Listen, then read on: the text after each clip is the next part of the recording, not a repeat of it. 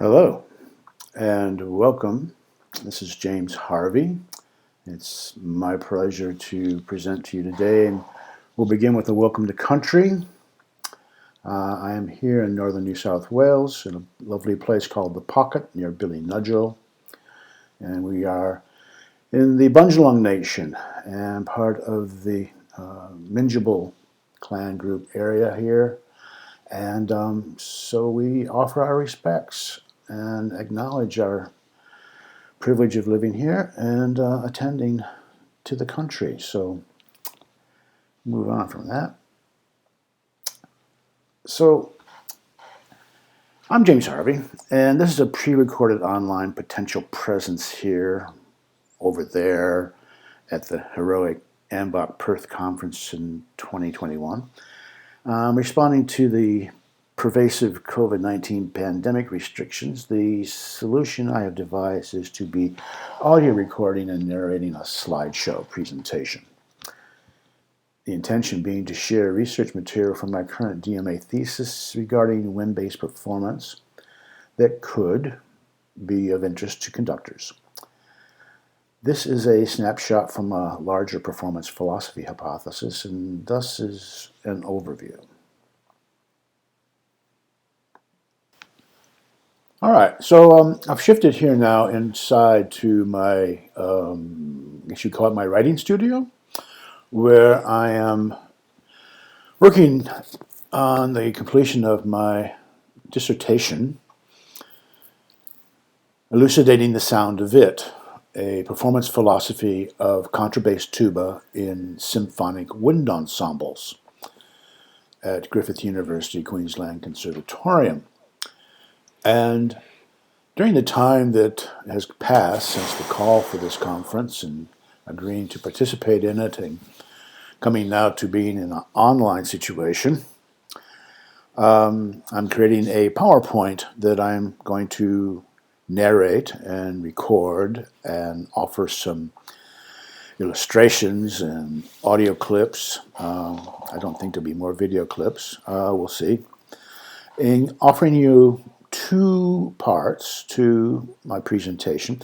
The first part is, the whole thing is concerned with information that was pointed out to me during my supervision and progression to the final phases of my thesis, that my supervisors and other assessors considered to be very interesting and important information for conductors in coming from a bass player as to at least how I think about approaching playing music and playing bass parts and being the foundation of an ensemble. And so I have two parts here now. In the first part, we'll be discussing some very interesting information that doesn't get talked about very much around what is bass. How does it manifest in the natural world? How is it manifested over time? The materiality of bass, which has been described as materialism without matter, in that bass of all of the sound that we perceive certainly impinges upon our bodies. All sound does, but with larger frequencies it becomes much more relevant and moving, the sympathetic vibration. And then I'm going to be going into a discussion of the performance philosophy of Arnold Jacobs, my past and most significant tuba teacher, of a lot of wonderful tuba teachers over the years, but Arnold Jacobs was a man who really resonated with his conception of artistry and performance. And so I want to talk about that in the first part. Then in part two, I'll be shifting into performance analysis that I'm doing in my thesis. Originally, this thesis involved 4 concert performances. I had over 200 musicians and 5 conductors and 4 concerts lined up to play, and had completed the first one, Wagner, Tuba Destiny with Dragon, discussing how Wagner really set us on our way with tuba, particularly contrabass tuba. But I had also done performance analysis. I had other concerts I was going to do. There was Messiaen, and there was Valais, and there was lots of other wonderful music that doesn't get to be played very often that I was determined to perform and present and discuss and put in my thesis. And as COVID came, just as that was all set up, and it wiped it all away. After an existential crisis, personally, for about a few months, that really made me rethink what I was doing. I'm now delivering what I call performative analysis of 5 works for wind ensemble that I have performed in the last 6 years with the Queensland Wind Orchestra in Brisbane. And this is classic works that I think represents important information as to how we do what we do and what is actually going on in bass parts in symphonic music, and a way of thinking about that grows out of the previous information around bass materiality and Arnold Jacobs' philosophy. So the works that I'm doing in my thesis are Holt's for Suite in E flat, Percy Granger, Lincolnshire Posy, a transcription, Leonard Bernstein, On the Waterfront, which has some important information in that. Then I'm also looking at 2 contemporary pieces that we have performed. The first being The Frozen Cathedral by John Mackey, and the other being Julie Garou, her Symphony No. 4, Postcards from Japan. So in this presentation, I'm going to present a bit of the performance analysis of the Holtz, the Granger, and the Bernstein in my 25 minutes for part 2. And then hopefully I'll be online with you and to have questions and answers and discussions and whatever else we can get into online in this format that we're making up as we go along. So that's it for me. This is what I'm going to be attempting to do, and I'm going to take us now into the world of PowerPoint, where there'll be slides and there'll be audio clips and there'll be a narration as to what we're talking about here. I hope this works for everyone. And we'll try and have fun with it. So thank you, and now into the computer.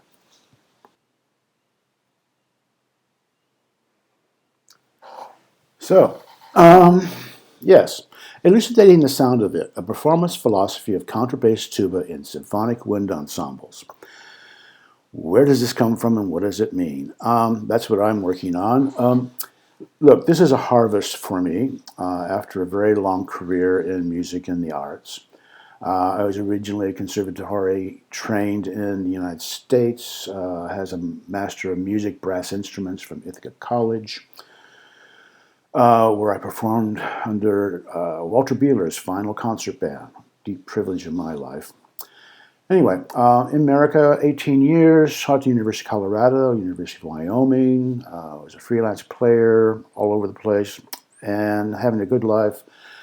And got drawn to Australia in search of a didgeridoo, and ended up here then for a long time in the Northern Territory, where I was given a didgeridoo and stayed around to find out what was going on. I had left my career in America, and that was the case for 24 years, and always wondered about orchestra music, and people would ask me about it. Eventually, I had the chance to play in the Melbourne Symphony in a day project that went on in 2013. Huge orchestra that was gathered of people, and it set me back on the path of classical music. I ended up at the Queensland Conservatorium of Music very quickly, and did a Master of Music Research, which then has led now to this thesis, Elucidating the Sound of It, which, as I say, is a harvest of a lot of information over a very long time, and a performance philosophy now, very much certainly a performance philosophy. So yes, here in part 1, we're going to talk about bass materiality, a very interesting concept.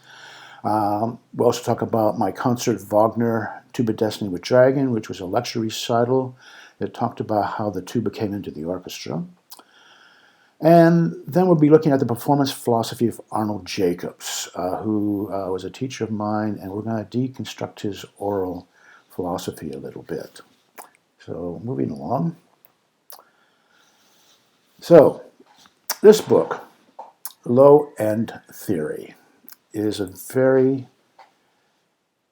recent, I would say very important, exegesis on bass sound.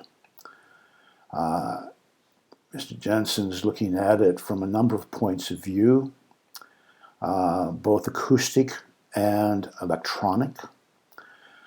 He begins by telling us about the effects that infrasound, that is very deep, low sound at the edge of hearing and below, that is created by air conditioning systems and ventilation systems in buildings, were found to cause all kinds of disorienting effects in people who were working in those environments, until acoustic science came to the rescue to figure out that was going on and correct the acoustic in the room and make it go away.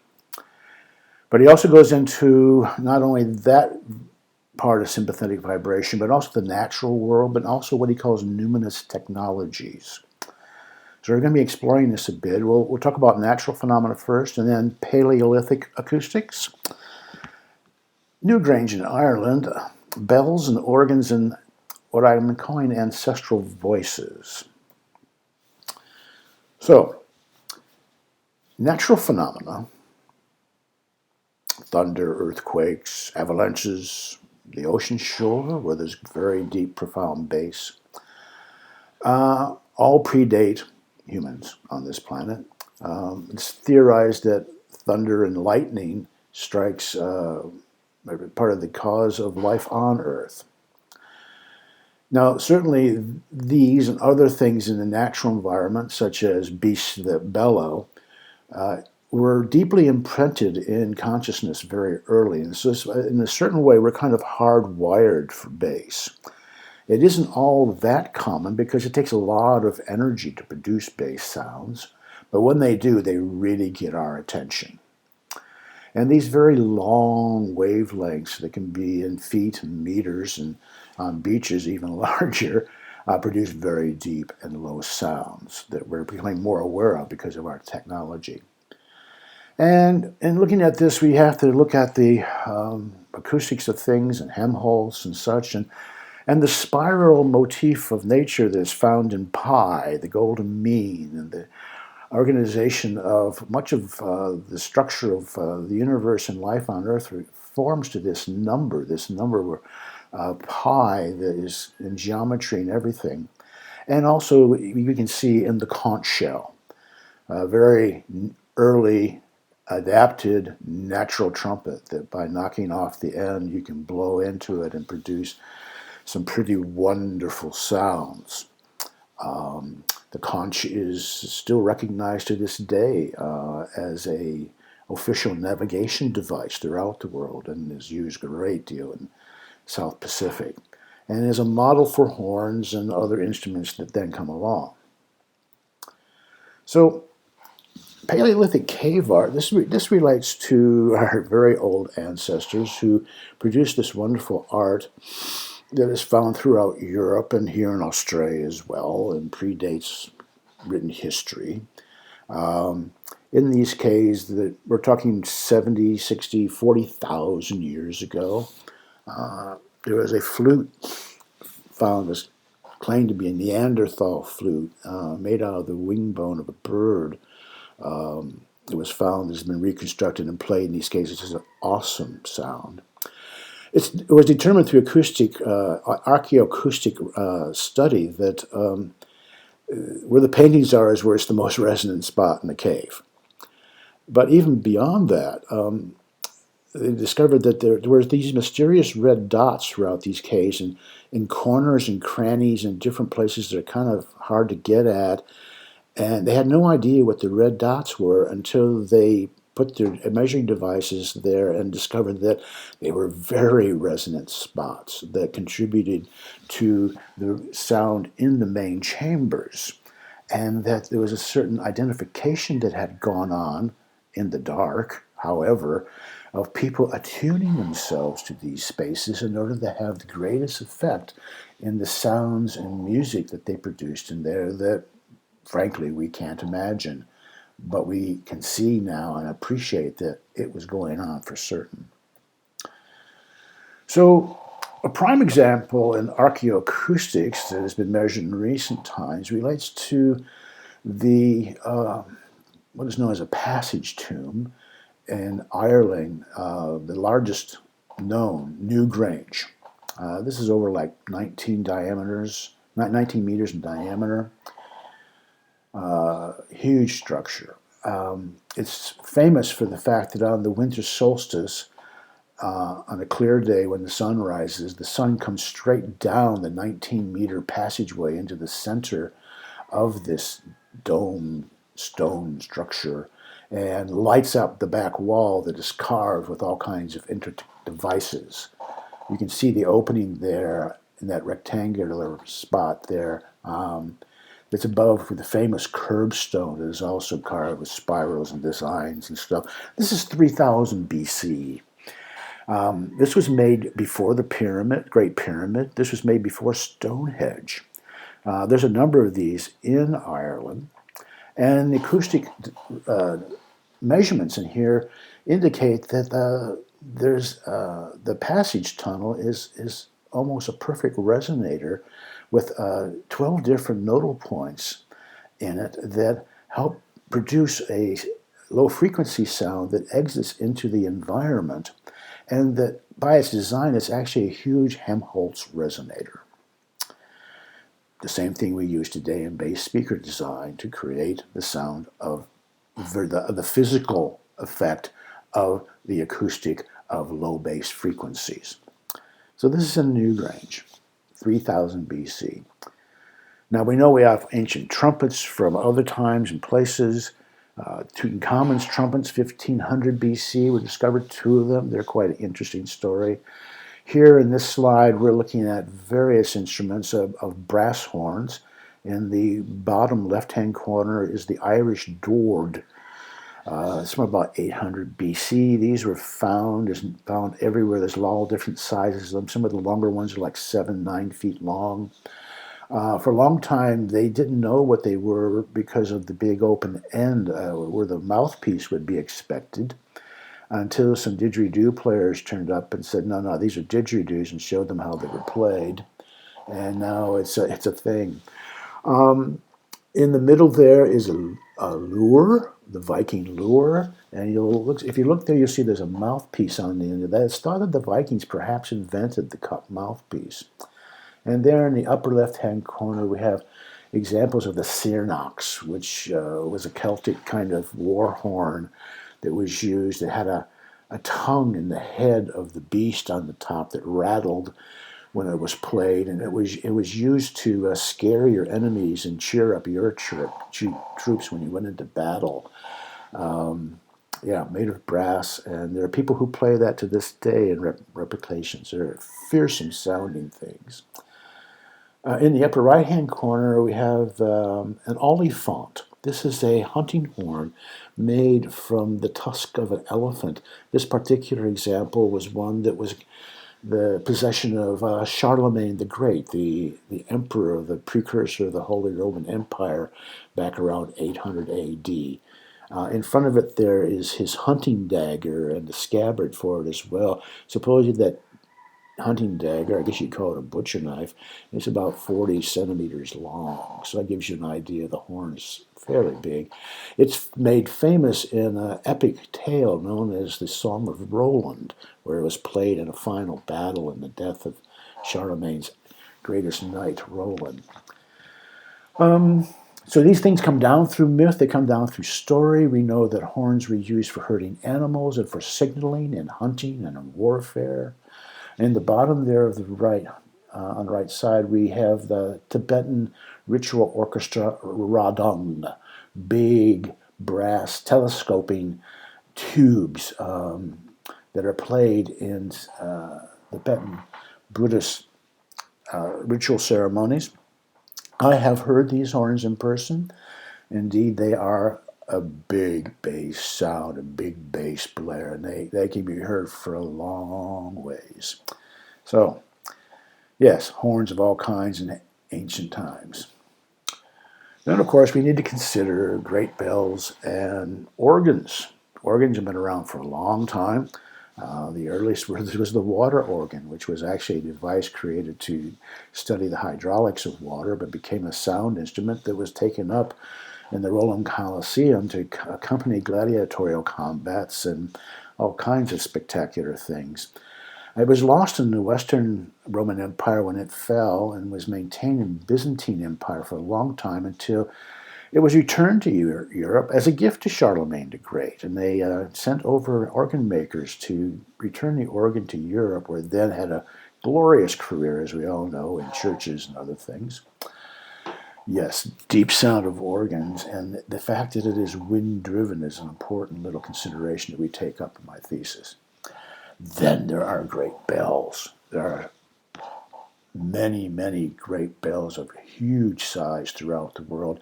What I have pictured here is one of the largest, which is housed in Beijing, China now.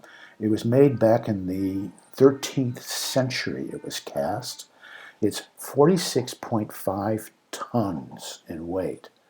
That's 37,200 kilos, or 93,000 pounds, if you want to think in pounds. And it has a resonant frequency of 22 cycles a second. And it's claimed that the bell can be felt and heard for tens of kilometers. Some people say 50. I've also read 30. Certainly up close, you wouldn't hear it. You'd actually need to get away from this bell in order to actually appreciate its sound. It's housed in a huge temple in Beijing.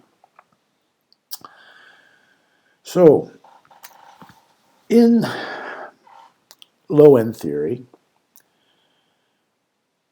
Jansen talks about concepts of autogenesis, which is part of postmodern philosophy and postmodern structuralist thought, but it has to do with confused senses and is not the same as, but is talked about also with synesthesia. And autogenesis can be driven through acoustic music and also electronic music, and becomes a topic of discussion that takes a good part of Johnson's book.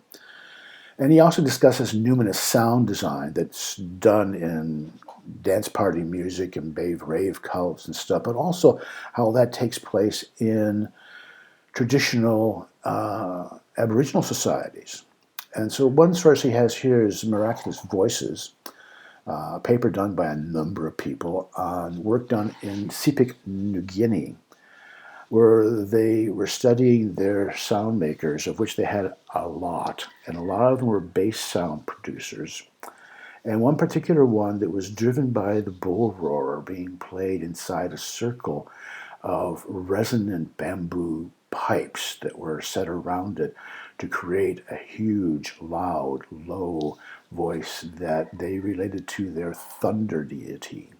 And one with the variation of the tempo, of the speed of the didgeridoo, not the didgeridoo, the bull roar, could be made to speak.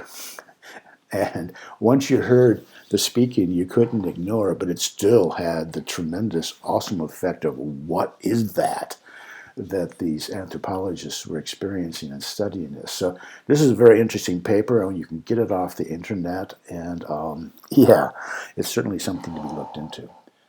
So we're really running through my time here, and we're going to need a little change here to go into discussion of the tuba and how Wagner actually, in his bass concepts for the ring, brought the tuba into the orchestra. So my first concert was Wagner, Tuba Destiny with Dragon, and this is my kind of cheeky poster to get people to that lecture concert, discussing Wagner and playing excerpts from Siegfried. So I recruited an ensemble of 18 brass players from the Queensland Conservatorium music students and Queensland Symphony Orchestra players. We had 2 trumpets, a bass trumpet, 2 trombones, bass trombone, contrabass trombone, 2 tubas, plus myself, 4 horns, 4 Wagner tuba. Thomas Ellie conducted from the QSO, principal tuba.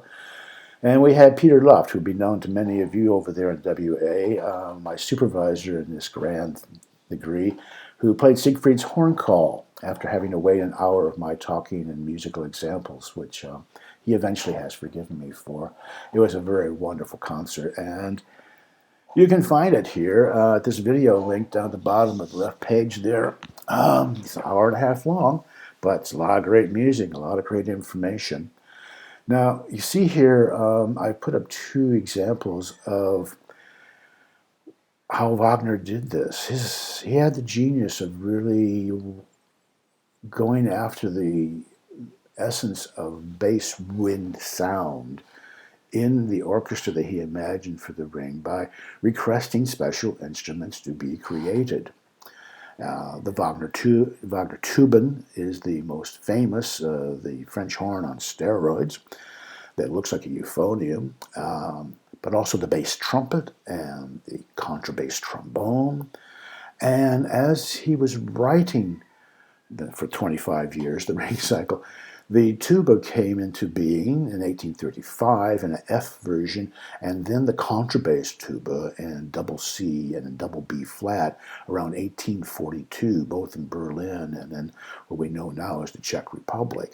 And Wagner had access to these instruments, and he then wrote for them. And the famous thing is in Siegfried.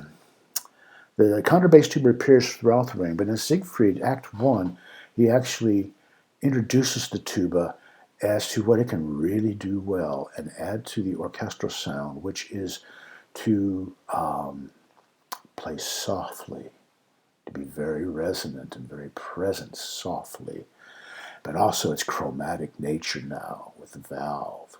So we have this opening with whole step, half step, half step, whole step, descending minor sixth, these intervals that create a feeling of menace that he wants for the beginning of this opera related to the dragon Fafnir. And as if that wasn't good enough, in the Vorspiel to the Act 2, to the opening of Act 2, he gives the contrabass tuba a solo that's, I believe, 67 measures long, with 2 passages of 8 measures of drones on the low G-flat 1 that is profound and certainly gives the message by the end of the solo that there's something deep and dangerous in that woods and something's going to happen. It's very effective. So continuing on with another change of pace, post-Wagner, the tuba took its place in the symphony orchestra and many other ensemble genres. And the pedagogy of the tuba began to develop, and the most famous practitioner of that is a former teacher of mine, Arnold Jacobs. Mr. Jacobs was the principal tuba of the Chicago Symphony for over 40 years. And he was famous for a number of things. Here's a picture of him in his studio. He had his own problems with adult asthma and took up a great research study of physiology and psychology and the physics of wind and pressure and flow, used medical machines to measure his students' vital capacities, and developed tremendous theories based on this. But his teaching, his pedagogy, was an oral teaching. He never wrote anything down. There's only one set of excerpts, the Special Studies for Tuba by Arnold Jacobs, which again can be found online. I still practice myself as part of my foundational practice material. But he never wrote anything else. However, his students have written a lot. There's many, many articles and books. Wind and Song, his particular interesting aphorism about How to Make Music on a Tuba is a text that is well known, and others that can be found. Google him online. You'll find videos there of recordings of his master classes where you can see him in action. He was the guy that Thelonious Monk was talking about when he said, "A genius is the man who's most like himself," or something to that effect. And being in Mr. Jacobs' presence was a real privilege. He had a very deep basso voice that he used very effectively. And he was a great amateur psychologist, I would say. Maybe not so amateur. He studied psychology a lot. And he took every student as they came individually and taught them as a person and not a technique. You can see him there in the upper right-hand picture with his famous York tuba. He actually had two of those instruments, and that instrument, that double C tuba, became the sound of the Chicago Symphony through all the Reiner recordings and later for another 40 years with all the great maestros who came through that organization. And then down below, the CSO brass section there caught in action the gold standard for my entire lifetime of orchestral tuba performance. So as I was saying, Mr. Jacobs taught through aphorisms. I would say his teaching side was one of paradox and puzzles. He had a concept of strangeness, which was to take you away from the instrument and help establish new habits rather than with the idea that you can't break an old habit. You can only change and create a new habit. And his many ideas of artistry. This is a big philosophical discussion in my thesis, but right here we'll just focus upon some of these aphorisms. There's 12 of them here that I picked out. And because it was an oral teaching, I'm going to read them to you. Everything that I'm going to tell you is worthless unless your main goal is making music. Be willing to make a mistake. Imitate great musicians and create your own greatness. The important thing is not what you sound like, it's what you want to sound like. Create good habits away from your instrument. Use strangeness. Think beautifully to play beautifully. Imitate great artists. Simplify the playing of one's instrument with artistic conception being foremost. Be a storyteller of sound. When starting to practice, it is better to make a statement and produce what is right rather than to ask a question and practice what is wrong. You have to be a master interpreter of style and phrase, as well as one who communicates a message to someone else. The rest is just minor stuff. I play two tubas, one in the head and one in the hands. You should be analytical about the music, but you must not be analytical about how you produce it. Analysis is paralysis in performance. You will never know how you do it. So, this is how he taught, and this is what he really meant. And this is what he was trying to do to get us to have a musical imagination and stop thinking about how we were going to do it in the act of performance. Certainly there was all this time to practice and technique and to learn about that, but that was all set to one side when one performed. And to be truthful, Jacobs and the whole rest of the Chicago brass section had an attitude of take no prisoners. Always perform, never rehearse, and it was always 110% all the time in conception of execution, trusting that the body will know what to do because it has been well trained. So this is as much of my rave as I can give on Arnold Jacobs for this presentation. I've already gone 10 minutes over my allotted time for this. So I'll conclude with that, and we will take up our other half soon. Be right back.